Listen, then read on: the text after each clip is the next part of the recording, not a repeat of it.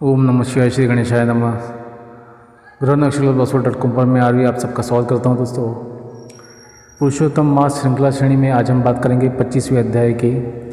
और कथा को आगे बढ़ाते हुए, अध्याय को आगे बढ़ाते हुए आपसे प्रार्थना है कि चैनल को सब्सक्राइब करना, शेयर करना, लाइक करना अगर आपको पसंद आए तो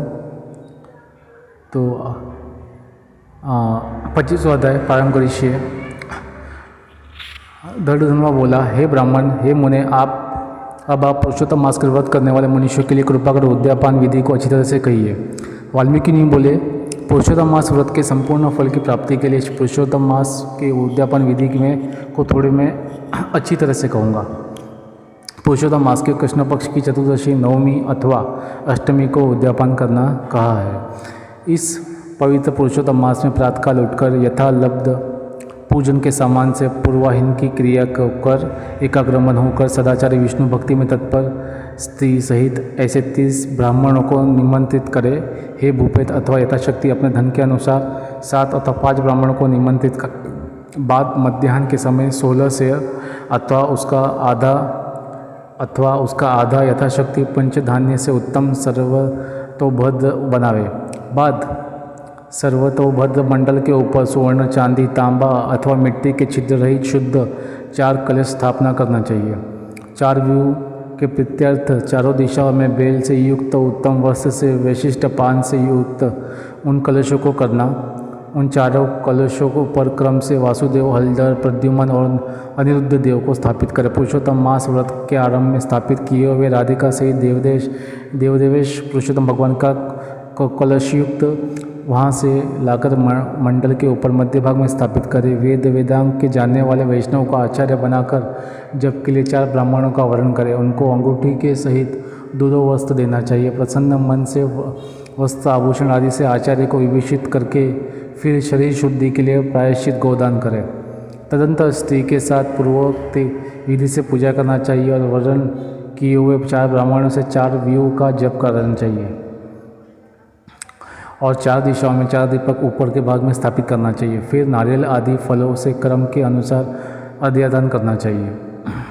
घुटनों के बल से पृथ्वी में स्थित होकर पंचरत्न और यथालब्ध अच्छे फलों को दोनों हाथों में लेकर श्रद्धा भक्ति से युक्त स्त्री के साथ हर्ष से युक्त होकर और प्रसन्न मन से श्री भगवान का स्मरण करता हुआ अध्ययन करें।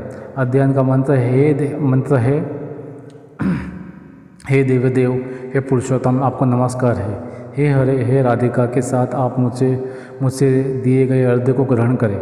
नवीन मेघ के समान श्याम वर्ण 2 भुजाधारी मुरली हाथों में धारण कर किए पीताम्बरधारी देव राधिका के सहित पुरुषोत्तम भगवान को नमस्कार है।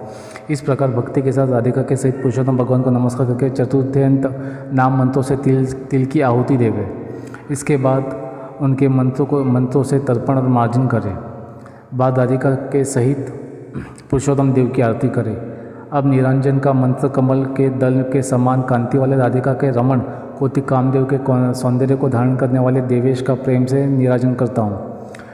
अथ ध्यान मंत्र अनंत रत्नों से शोभायमान सिंहासन पर स्थित अनंत ज्योति स्वयं रूपी वंशी शब्द से अत्यंत मोहित वर्ज की सियों से गिरे हुए, इसलिए वृंदावन के अत्यंत शोभायमान राधिका और कौस्तुभ मणि के से चमकते हुए हृदय वाले शोभायमान रत्नों से जटित किरीट और कुंडल को धारण करने वाले आप नवीन पीताम्बर को धारण किए हैं। इस प्रकार पुरुषोत्तम भगवान का ध्यान करें। फिर राधिका के सहित पुरुषोत्तम भगवान को पुष्पांजलि देकर स्त्री के साथ साष्टांग नमस्कार करें। नवीन मेघ के समान श्याम वर्ण पीत वस्त्रधारी अच्युत श्रीवस्त्र चिन्ह से शोभित उरस्थल वाले राधिका सहित हरि भगवान को नमस्कार करें। ब्राह्मण को सुवर्ण के साथ पूर्ण पात्र देवे। बाद प्रसन्नता के साथ आचार्य को बहुत सी दक्षिणा देवे। सपत्नी का आचार्य को भक्ति से वस्त्र आभूषण से प्रसन्न करे। फिर रतिजों को उत्तम दक्षिणा देवे। बछड़ा सहित वस्त्र सहित दूध देने वाली सुशीला गौ को घंटा आभूषण से भूषित करके उसका दान करना चाहिए। तांबे का पीठ, सुवर्ण का शंख, चांदी के खूर से भूषित कर देवे। बाद गुरुत्पात देवे और उसी प्रकार तिल पात्र देवे। स्त्री पुरुष को पहनने के लिए उमामेश्वर प्रत्यर्थ वस्त्र का दान करें। 8 प्रकार का पद देवे और जोड़ा जूता देवे। यदि शक्ति हो तो आयु की चंचलता को विचारता हुआ वैष्णव ब्राह्मण को श्रीमद् भागवत का दान करे, देरी नहीं करे। श्रीमद् भागवत साक्षात भगवान का अद्भुत रूप है। जो वैष्णव पंडित ब्राह्मण को देवे तो वह कोटि कुल का उद्धार कर अप्सरा गण से सेवित विमान पर सवार हो योगियों का दुर्लभ गोलोक को जाता है। हजारों कन्यादान, सैकड़ों वाजपेयी यज्ञ या धान्य के साथ क्षेत्रों के दान और जो तुलादान आदि 8 महादान है और वेददान है, वो ये सब श्रीमद् भागवत दान की 16वीं कला की बराबरी भी नहीं कर सकते हैं। इसलिए श्रीमद् भागवत को सुवर्ण के सिंहासन पर स्थापित कर वस्त्र आभूषण से अलंकृत कर विधि पूर्वक ब्राह्मण को देवे। कांसे के 30 संपुट में 30 मालपुआ रखकर ब्राह्मण को देवे। हे पृथ्वीपति, हर एक मालपुआ में जितने छिद्र होते उतने वर्ष पर्यंत वैकुंठ लोक में जाकर वास करता है। बाद योगियों को दुर्लभ निर्गुण गोलोक को जाता है। जिस सनातन ज्योति धर्म गोलोक को जाकर नहीं लौटे 2.5 सेर कांसे का संपुट कहा गया। निर्धन पुरुष यथाशक्ति व्रत पूर्ति के लिए संपुट दान करें अथवा पुरुषों भगवान के प्रीत्यर्थ मालपुआ का कच्चा सामान फल के साथ संपुट में रखकर देवे। हे निराधिप निमंत्रित सपत्नी ब्राह्मणों को पुरुषोत्तम भगवान के समीप संकल्प करके देवे। अब प्रार्थना लिखते हैं, हे कृष्ण, हे जगदाधार, हे जगदान नायक अर्थात हे जगत को आनंद देने वाले, मेरी समस्त इस लोक तथा परलोक की कामनाओं को शीघ्र पूर्ण करें। इस प्रकार गोविंद भगवान की प्रार्थना कर प्रसन्नता पूर्वक पुरुषोत्तम भगवान का स्मरण करता हुआ स्त्री सहित सदाचारी ब्राह्मणों को भोजन करावे। ब्राह्मण रूप हरि और ब्राह्मणी रूप राधिका का स्मरण करता हुआ भक्तिपूर्वक गंधाक्षत से पूजन कर धूत पायस का भोजन करावे। व्रत करने वाला विधि पूर्वक भोजन सामान का संकल्प करे। अंगूर, केला, अनेक प्रकार के आम के फल, घी के पके हुए सुंदर उड़द के बने बड़े, चीनी घी के बने घेवर, फैनी, खांड के बने मंडक, खरबूजा, ककड़ी, कशाक, अदरक, सुंदर नींबू, आम और अनेक प्रकार के अलग अलग शाक, इस प्रकार षट्रसों से युक्त 4 प्रकार का भोजन सुगंधित पदार्थ से वासित गोरस को परोसकर कोमल वाणी बोलता हुआ वह स्वादिष्ट है, इसको आपके लिए तैयार किया है, प्रसन्नता के साथ भोजन कीजिए। हे ब्राह्मण, हे प्रभु, जो इस पकाए हुए पदार्थ में अच्छा मालूम हो उसको मांगिए। मैं धन्य हूँ, आज मैं ब्राह्मणों के अनुग्रह का पात्र हुआ, मेरा जन्म सफल हुआ। इस प्रकार कहकर आनंदपूर्वक ब्राह्मणों को भोजन कराकर तांबूल और दक्षिणा देवे। इलायची, लौंग, कपूर, नागरपान, कस्तूरी, जावित्री, कत्था और चूना, इन सब पदार्थों को मिलाकर भगवान के लिए प्रिय तांबूल को देना चाहिए। इसलिए इन सामानों से युक्त करके ही आदर के साथ तांबूल देना चाहिए। जो इस प्रकार तांबूल को ब्राह्मण श्रेष्ठ के लिए देता है वह इस लोक में ऐश्वर्य सुख भोगकर परलोक में अमृत का भोक्ता करता है। स्त्री के साथ ब्राह्मणों को प्रसन्न कर हाथ में मोदक देवे और ब्राह्मणियों को विधिपूर्वक वस्त्र आभूषण से अलंकृत कर वंशी देवे। सीमा तक उन ब्राह्मणों को पहुँचाकर विसर्जन करे।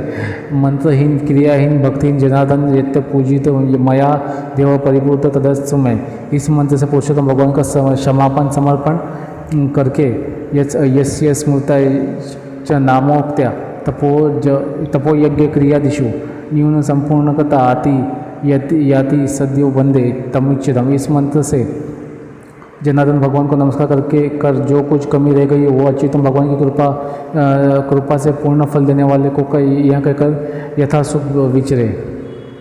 अन्न का यथाभाग विभाग कर भूतों को देकर मिथ्या भाषण से रहित हो, अन्न की निंदा न करता हुआ कुटुंबीजनों के साथ भोजन करे। अमावस्या के दिन रात्रि में जागरण करे। स्वर्ण की प्रतिमा में राधिका के सहित पुरुषोत्तम भगवान का पूजन करे। पूजा के अंत में सपत्नी नामक व्यक्ति प्रसन्नचित्त हो नमस्कार कर राधिका के साथ पुरुषोत्तम देव को विसर्जन करे। फिर आचार्य को मूर्ति के सहित चढ़ा हुआ सामान को देवे। अपनी इच्छा अनुसार यथायोग्य अनुदान को देवे। जिस किसी उपाय से इस व्रत को करे और उत्तम भक्ति से द्रव्य के अनुसार दान देवे। स्त्रियों अथवा पुरुष इस व्रत को करके जन्म जन्म में दुख, दारिद्र्य और दो भाग्य को नहीं प्राप्त होते। जो लोग इस व्रत को करते हैं वे इस लोक में अनेक प्रकार के मनोरथों को प्राप्त कर सुंदर विमान पर चढ़कर श्रेष्ठ वैकुंठ लोक को जाते हैं। श्री नारायण बोले, इस प्रकार जो पुरुष श्री कृष्ण भगवान का प्रिय पुरुषोत्तम मास व्रत विधि पूर्वक आदर के साथ करता है वह इस लोक के सुखों को भोगकर और पापराशि से मुक्त होकर अपने पूर्व पुरुषों के साथ गोलोक को जाता है। इति श्री ब्रह्मद नारायण पुराण पुरुषोत्तम मास महात्म्य दधनुपाख्यान प्रतोदया विधि कथन नाम पंचविंशोध्याय 25वां अध्याय संपूर्ण करिष्ये। दोस्तों आज 25वां अध्याय की समाप्ति होती है। उम्मीद करता हूँ आपको आज की कथा पसंद आई होगी, समझ में आई होगी। जानने जाने को छुट्टी दे गई तो क्षमा करना। गजनक्षर.com का एक ही उद्देश्य है कि जो कथा का आनंद और जो सीखने मिल रहा है मुझे, वही कथा का आनंद जो लोग कथा का पठन नहीं कर सकते या जो लोग देख नहीं सकते या जिनको आँखों में कोई त्रुटि है, उनके लिए ये मैंने कथा का वाचन किया है। और जैसे कि मैंने हमेशा कहा कि कथा को कथा ही लगनी चाहिए कि जैसे मैं आपके सामने बैठा हूँ और बात कर रहा हूँ, क्योंकि इसमें बहुत ज़्यादा म्यूज़िक या बहुत ज़्यादा लाउड और बहुत कम ऐसा नहीं होना चाहिए, आर्टिफिशियल नहीं होना चाहिए। जो सीधा साधा है, जो दिल से, जो ग्रंथों से आए, वो सीधा आपको समझने में आए, वही मेरा उद्देश्य रहा है ना। तो इंग्लिश में कहावत है, simplicity is the best policy. तो सादगी में ही जीवन है दोस्तों, इसलिए कथा को सादगी में ही रखना अच्छा रहता है। तो चैनल को सब्सक्राइब करना, शेयर करना, लाइक करना। दोस्तों जाने कुछ भूल चुका तो छोटा बड़ा माफ़ करना। श्री गणेशाय नमः। ओम नमः शिवाय।